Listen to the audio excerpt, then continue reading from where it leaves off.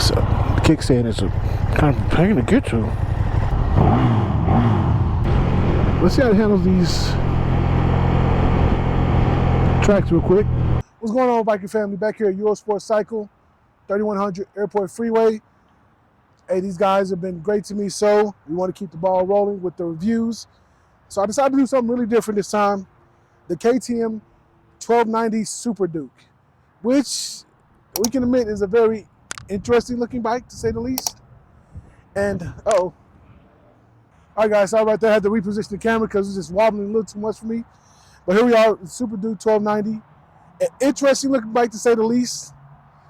Dare I say it's the ugly best friend of the Rocket 3. But I'm interested to ride this vehicle. It's a torquey vehicle, different type of ride height. You see it has the integrated saddles here on the back. Sits up kind of tall. Very polarizing color scheme. And KTM, they're known for their orange. However, I will say, they're the only bike I know that has a Brabus edition. I could be wrong. Let's get geared up and take you for a ride. All right, guys, here we are, geared up. KTM 1290 SuperDuke GT. It's a pretty tall bike. Let's get over it real quick. Tall bike, kind of like a weird wheelbase. I'm setting up. I'm not flat-footed per se, but I can be stable on the balls of my feet. As you can see, I'm gonna adjust the mirrors right now. I'm gonna do like last time. So I should be able to sit up comfortably on this bike, based on it being a GT and it's designed very wide seat. Let's get this up and out the way.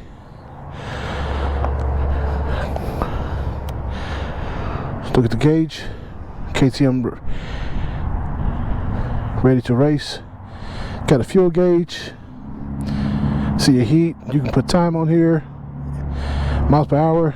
It does have electronic suspension, which is super dope. Alright, kill switch. Damping comfort. Battery 11.8 volts.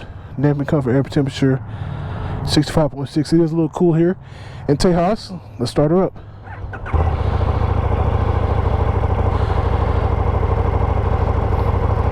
Nice sounding bike.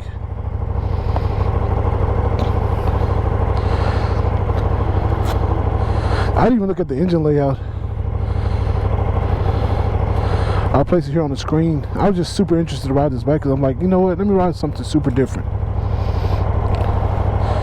The dealer was letting me know, the salesperson rather, was letting me know this bike does have a lot of power, so be careful. Which is Robert Miller. Make sure if you are looking for your next Triumph or Ducati, or if you want to grab one of these used bikes I'm reviewing, head over to Eurosport Cycle, ask for Robert Miller. He'll take care of you as he is taking care of me. Make sure I get an opportunity to ride these bikes as long as I don't tear them up. So since he says it does have a lot of power, we're just going to do the clutch and walk and see how it engages. And that's quick. Look at my hands. Barely, right about right there, right there. That should move on their own. These are, they aren't rear controls per se. My knees don't sit up in the tank, but they aren't mid controls. They're like in between the two. There's a slight bend in the knee.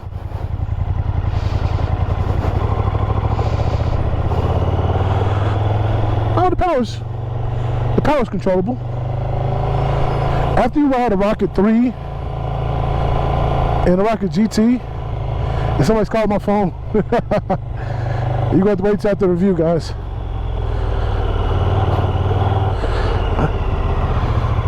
You know, let's see what type of motor this has real quick.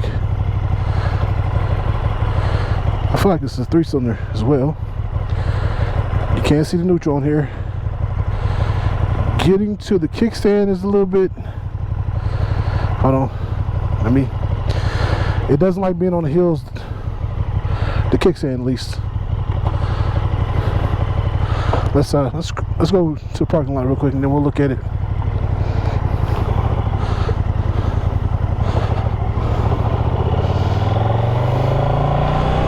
It does have power. It's not jarring, mainly because I rode the Rocket 3 GT and the Rocket 3R. Okay, it's a long travel on shifting. But with this bike, like I said, it's a GT. You're not trying to, fly on this bike. I will say the windshield doesn't do that much, at least not in this position. As far as blocking the wind, I can still feel it with my face shield open.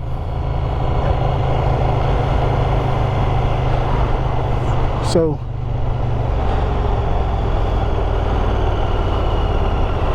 engine braking it's okay.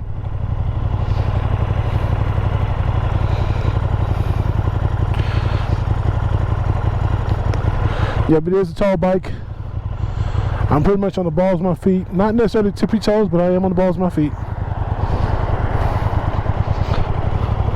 It does have enough torque, though, to move itself. So I like that.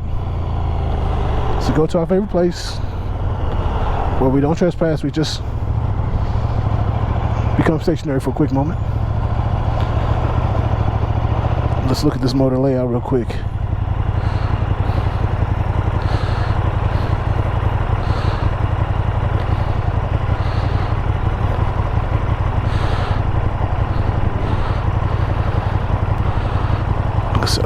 Kickstand is a kind of pain to get to.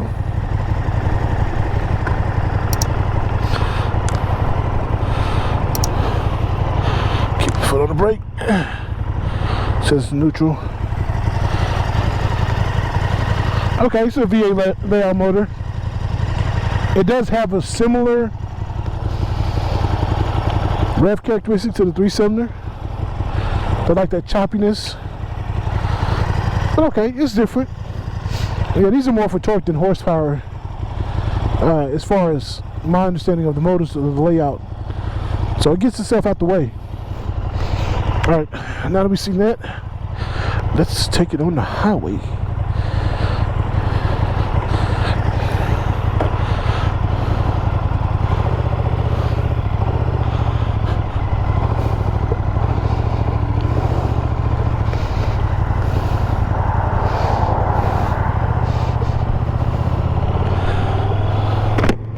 Close the visor. It is fairly comfortable though. Your knee is bent a little bit more aggressively.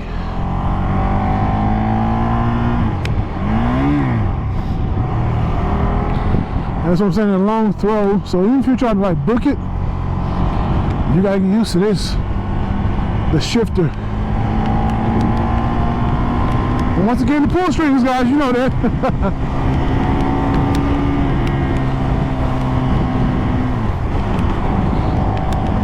Yeah, you see that shift? Now, it doesn't feel as big as the Rocket, but it does still feel pretty sizable as opposed to a Super Sport or a 600. Like, you feel bigger. Like, hey, people are gonna see me, they gotta see me. You know, the orange, the bright orange does help.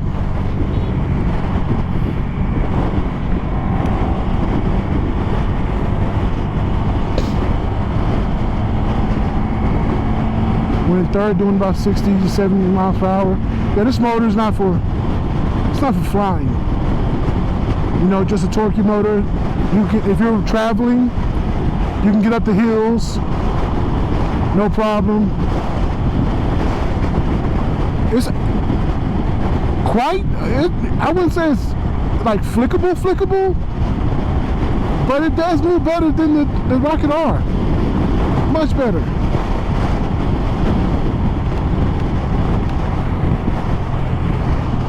Let's go and get off right here.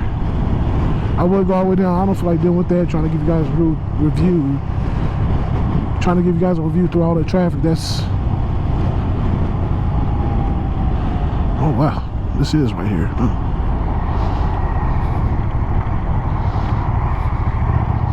Dang, okay, you can almost come to a stop and be all right for a quick second.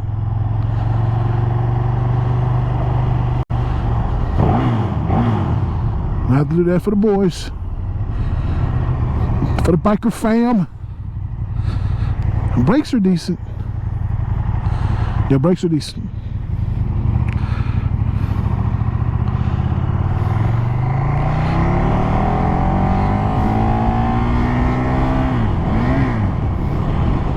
See, it's like you always hit neutral.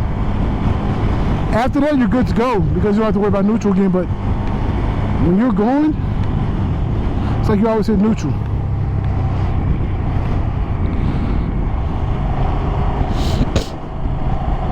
Let us, we're gonna make this right turn here, coming up, and then we're gonna come back up on beach. Cause this looks like a nightmare I don't feel like dealing with. And for those you want to know, why do you come at these times and do reviews these times? This is when I get a chance to do a review. Hey. I gotta work with their schedule and mine. Oops, says do not enter.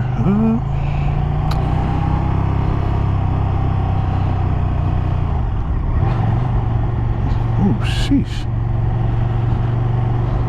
Now when you do a good shift on this, the torque kind of throws you back a little bit. I will say this, I don't see this being a city bike by any means. Like you can do it. Will it be comfortable? No. Because of how torque it is. And it honestly doesn't like being at anything less than 15 miles an hour. It kind of gets back and forth. So, yeah. I honestly thought I was going to be more impressed with this bike. Because like I said in the beginning, this is the only bike I know of. And if there is another one, I will gladly put up another one that has a Brabus edition. And I don't want the KTM family to come after me. Hey man, KTM is this, that, and the third. It's, like, I get it. It has this fan base. That's the reason why it's still around. However, for me,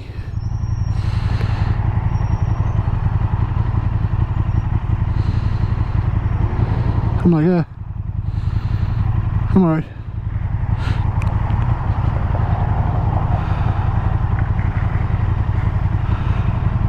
I'm like, I'm alright.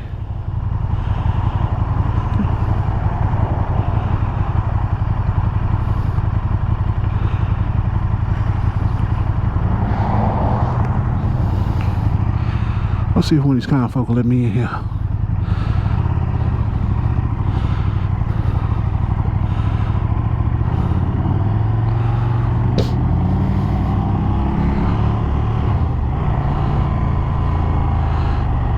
I was like, you gonna really take the light? Dang it! Cagers, man, they can't make up their mind. They cannot make up their mind. Alright, so far thoughts of the bike. Yeah.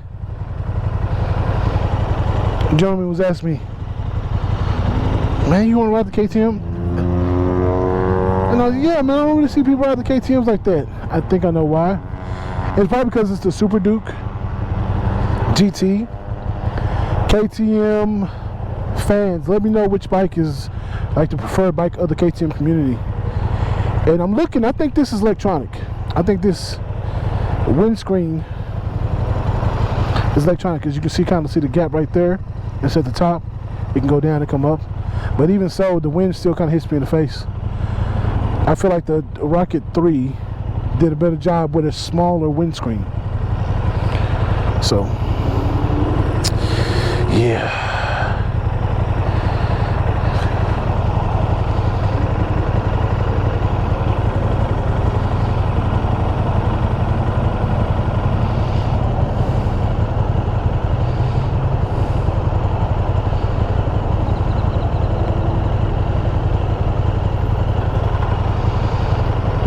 I just realized I have a car though, and I was getting a phone call. I could have had my car on the whole time and just answer a phone call.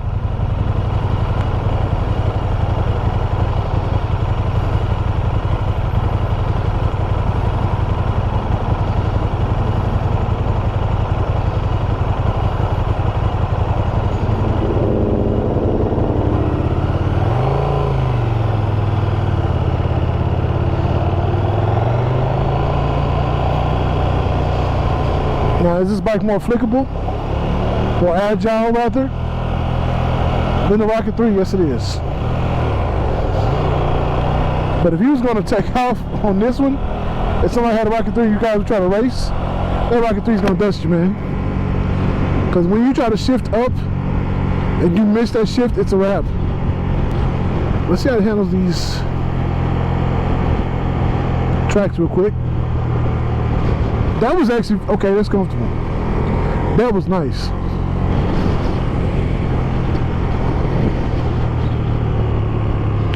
That was nice. I barely felt those tracks at all.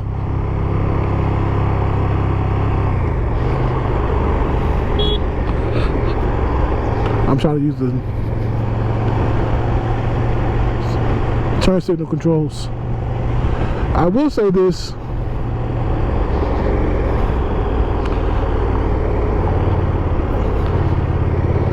As far as being able to manage this bike, if you can temper your throttle, I think any intermediate rider will be okay. I don't know about beginner. I think a beginner with risky throttle and probably hurt themselves. But intermediate to advanced riders, I think you can manage this bike. Because even though it says rev 12,000, we got 12,000 on the tach. Man, that power comes in earlier. It comes in way earlier than the Rocket 3. So for those who are trying to get a comparison, it comes in way earlier. Boom, you see that flick? It comes in way earlier than the Rocket 3. And I can appreciate that about the KTM. However, overall, I think the Rocket 3 spoiled me. Even the GT, you know, GT to GT, I think the GT spoiled me.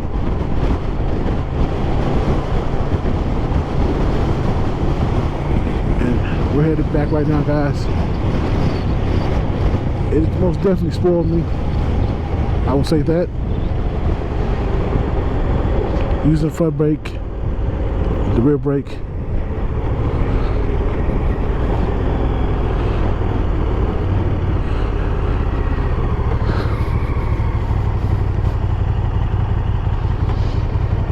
And I honestly think you have longer travel in the rev range with the Rocket as opposed to the KTM. But the power comes in, the torque comes in sooner. And I'll post the figures up here. I'm pretty sure this one I feel it comes in sooner, but we'll post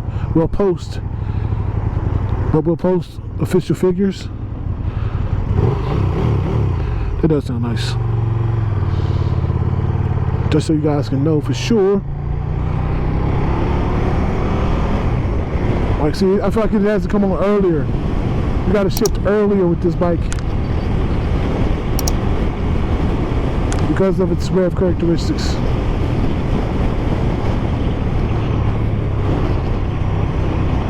But I can't say I did ride a KTM SuperDuke.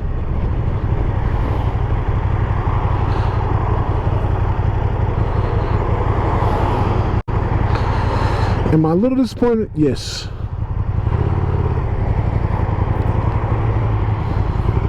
However, I would say if you're looking for something different, you don't mind how interesting it looks with a bunch of electronic controls, and it can be very comfortable. Cause I just took this over train tracks and I didn't really feel anything. On Super Sport, I would have felt every bump, every pebble, all of that. So, yeah. Not bad, KTM, not bad. Not my cup of tea in the long run. However, not bad. I want to show you guys something real quick. I was going to close out the video, but let me show you something. This daggum kickstand. Look how terrible this is.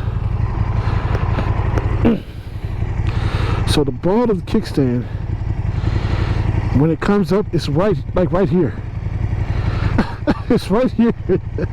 So it's hard to see, man. It's hard to see, but let's give you guys a look around the bike one last time. The headlight, or should I say the DRL. It's your official headlight. Looks like fog lights, auxiliary lights. And of course, not a bad sounding bike. with the factory exhaust. Just not my cup of tea. However, if you do like KTM, you're a big fan, you're looking for a SuperDuke GT, 3100 Airport Freeway, Eurosport Cycle. Remember to contact Robert Miller, let him know I sent you. And always remember, guys, to ride safe and 2 down.